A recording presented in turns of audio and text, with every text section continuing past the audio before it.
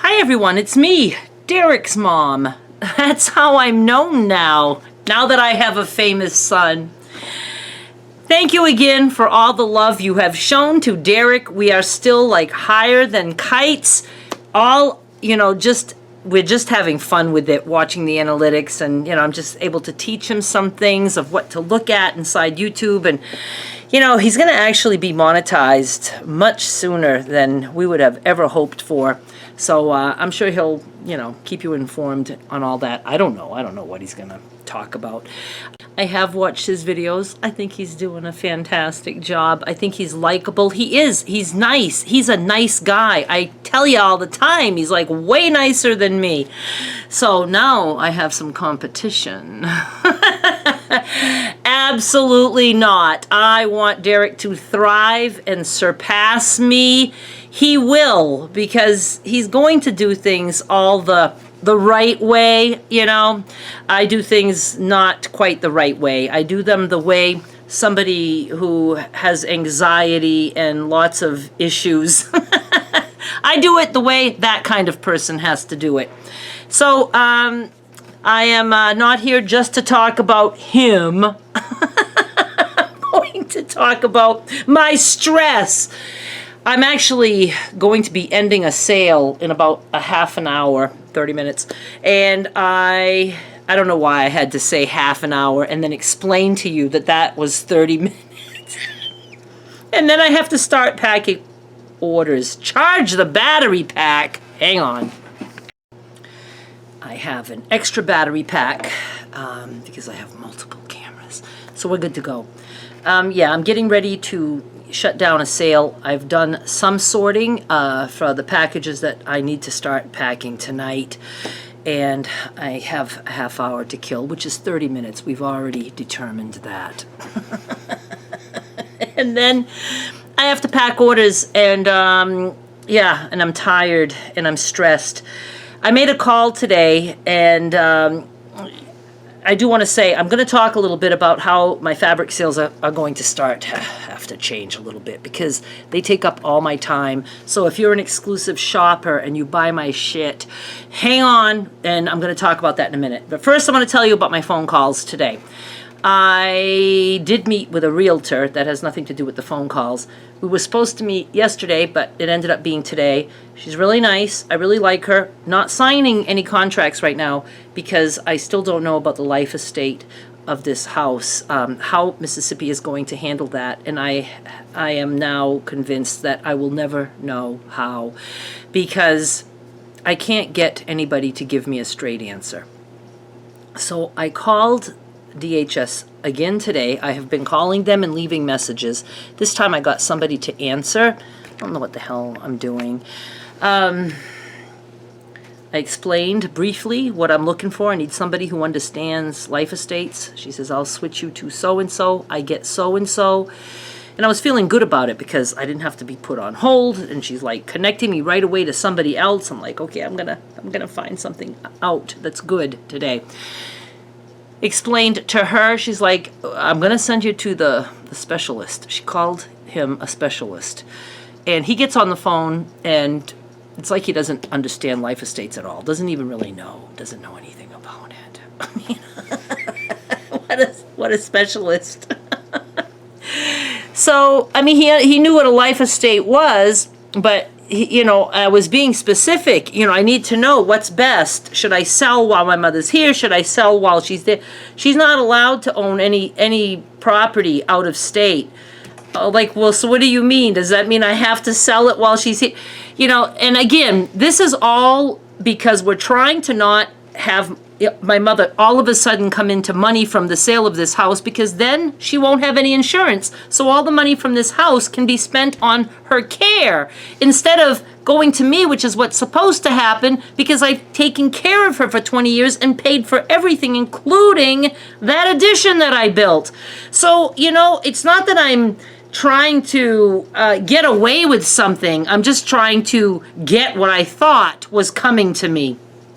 Boy, if you ever do life estates with anyone, make sure that you know what the hell is going on, because this is a fucking shit show. I'm telling you that. So I have been told everything from she'll probably get half because she's just her and me. I'm the only one on the deed, but then she has a life estate, meaning I can't kick her out of the house without her knowing. I can't sell the house out from under her. That's what it is. It's to protect her. And she wants me to sell the house, so she's going to be signing. That's not the issue. So now the issue is the money. So I've had one person tell me that since there's 2 of us involved, she'll get half. I had someone tell me, a lawyer even, that she'll most likely have it all. And I'm like, that's not possible. I'm the one who holds the deed, as if I don't get some part of this house. So I didn't buy that one. And then I talked to this guy today, and he said all those things can be possible. But then he even said, well, if your name is on the deed, and then I read to him a paragraph, and he's like, that sounds like she won't get any of it. I was like, so I'm like, who do I speak to know?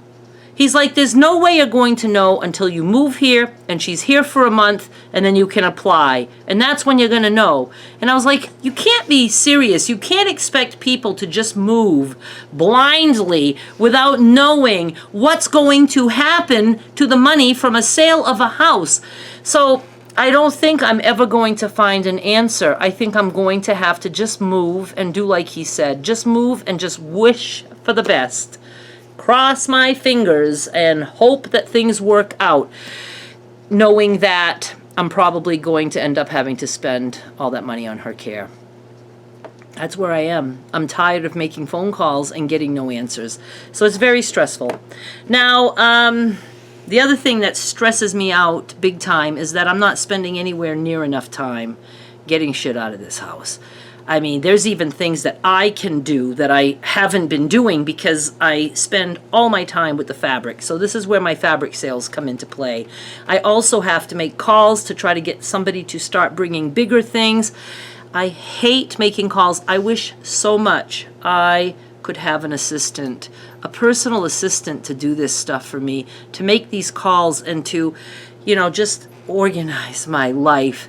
But then I have to interview assistants. I don't even think there's anybody around here that would even do that. I don't know. So I'm going to have to take a step back from the fabric sales. And I understand, why I'm really going gung-ho. It's funny because, I work hard at the fabric sales as it is.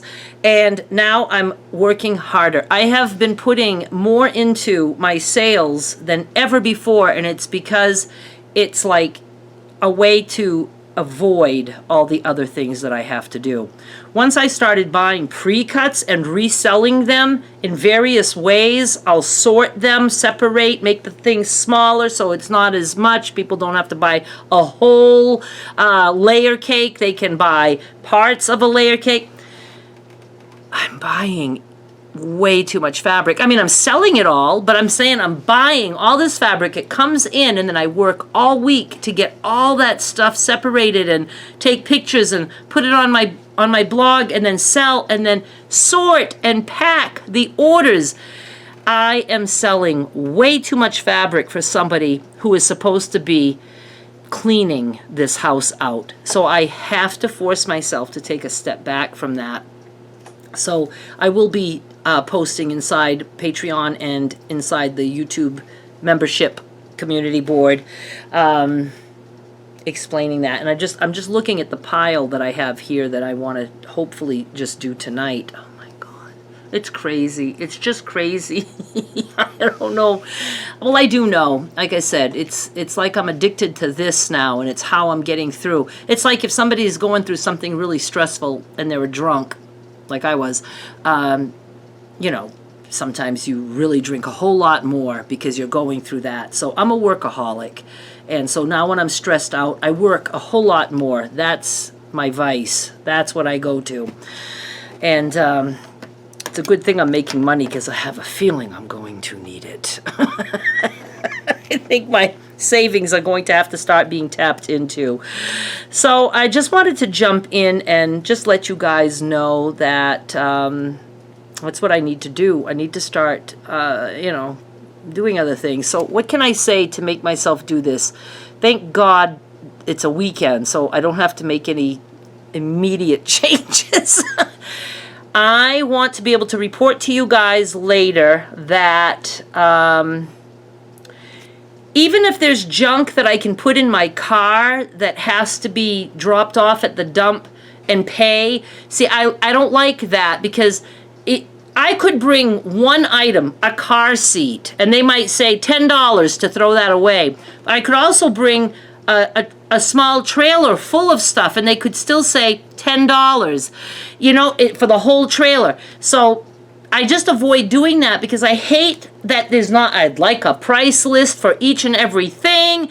I just don't like the wheeling and dealing, and it makes me sick, and I have to stop and talk to the person, and I just wish I could go to a dump and throw shit away, but that's not how it is in my town. So how about after I make a Goodwill run next week, I might be ready to go on Monday. If not, it doesn't matter. I'm going to go whatever day. When my car is empty, I'm going to put the seats down, fill the car with junk that I know I can't donate or recycle, or that won't go into the orange bags. I'm going to try doing that at least once. Let's see what they charge me, because then I could start to get rid of smaller stuff, and then I can make room and know the bigger stuff that I can't even pick up. And all the stuff my father has. There's even all the barbells. Do they even call them that anymore? My brother and his friends, my brothers, but I had one in particular who was into bodybuilding, and I grew up like watching the guys in the cellar lifting weights. Those weights are all there, and and that's from years ago because I was just a youngin', and now I'm an oldster. All my father's stuff. Anyway, I don't know. I'm just stressed, and it's making me go on and on and on. And unlike Derek, I will have to edit. I'm going to stop. Thank you so much again for being so kind to Derek. And he does tell me. I do look at some of the comments sometimes when they first start coming out. And I noticed one that somebody said something about, she remembered watching a video of me, and she remembered that I was recording between beads. He was on stage. I cannot remember where we were. Was it Louisiana? No, it wasn't. I can't remember. But I had gone to Memphis when he was living in Memphis, and we traveled to another state for a weekend gig he had. And I took the kids, Skylar and her brother. This is in November of 2017. And I took them down. It was a casino, and there was a whole wall of just, hanging beads, like in the hippie days. And I was recording through that, and we got caught. And so I talk about that in a video. I'll link to that video down below if you want. So anyway, go check it out, and you'll see the video. It's just me outside. We had just gotten back to Memphis. I was outside of the apartment, and I was telling about my trip, I guess, and I show him at the end. If you want to just skip to the end to see Derek, I'll understand. You can do that. Okay? And I will be back with some updates, hopefully. So what's my thing that I said I have to do? I have to take a carload of junk to the dump. All right? Let's see if I can get that done by midweek next week. First, I'm going to try to go to Goodwill. Or what I could do, I could take the Goodwill stuff out, fill my car. I don't know. But anyway, I'm going to go to the dump with my car full of stuff. It's called bulk items. It goes in the bulk items bin. Okay? So stressed out. Thank you so much for watching. I'll be back with more soon. Bye.